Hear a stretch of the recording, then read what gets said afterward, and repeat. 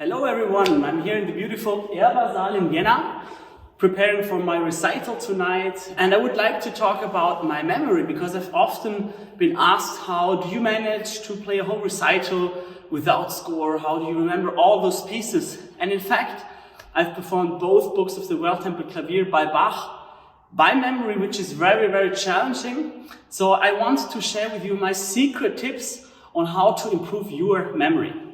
The first thing is that you really need to prepare your pieces a lot. So you really need to prepare your pieces, practicing hundreds of hours.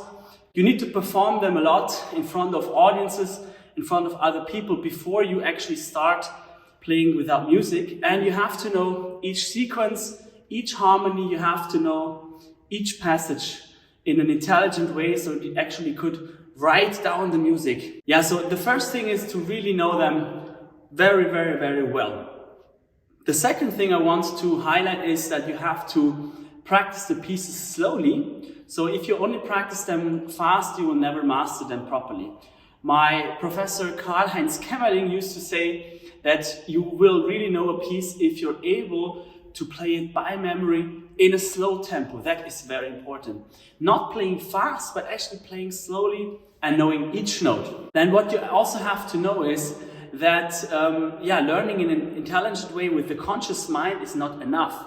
You have to bring it to the subconscious. You have to bring it to the physiology. You have to be able to play the whole piece without actually thinking about it, so that you're really playing it with all your hands without thinking about anything. Of course, in the end, you want to think about the music. You want to think about your expression. You want to think about images, what you want to express with your music. And you want to imagine the story that you want to tell. So you want to free your mind from these thoughts of what is coming next? What do I have to play next? Oh, I'm gonna forget all this music. You want to free your mind from these thoughts and really focus on what you want to think. So that's why it's so important that the difficult passages go kind of automatically, so you can play them without thinking. That is, I would say, 80% of the practice. So if you don't have a proper technique, then it will be very difficult to actually master the memory as well, because this physiological part is missing. I will do another video about how to build your solid technique. That's a totally different story. In this video, I just want to highlight how to practice in order to memorize pieces.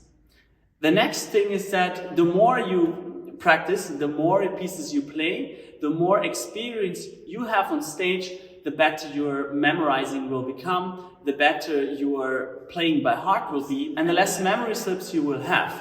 So look, if you only play one recital per year, of course you're going to be extremely nervous, and it will be very, very challenging for you to do that. I'll just give you an example. The repertoire I'm playing tonight is Schumann, Carnival, it's Les Rigoletto paraphrase, it's a Strauss transcription, and it's an Enescu suite. All pieces that I have played many, many times, especially the Enescu, which is the most difficult piece to memorize. I've really played, I think, over 50 times in public.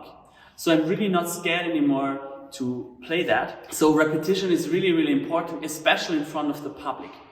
So whenever you're ready with a piece, you should not hesitate to perform it for friends, for family, in order to work on your memorizing. We've had the physiological part, we've had the technical part, we've had the intellectual part, and now what is still missing is the intuitive part, the musical part, because pieces are really like stories.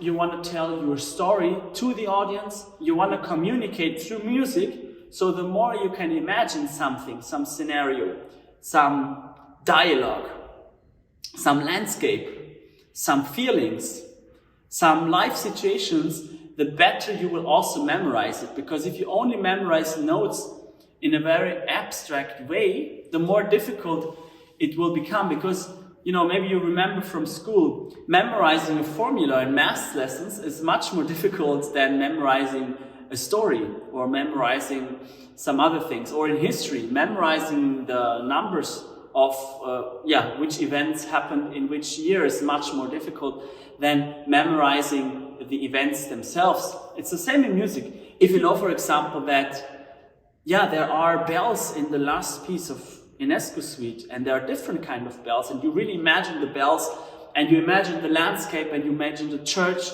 and how everything looks like, how it smells, how it sounds in the nature, then the better you will memorize the notes. If you just look at, which notes do I have to play, and you just try to analyze the structure, that will be much more difficult. The last thing I want to highlight is that some people, myself excluded, but I know that is a really big deal for some people, learn in a visual way, so they know exactly like where the notes are on the piece of paper. So for example, if they play a passage, they know if it's on the right side or on the left side, if it's on page 3 or 4.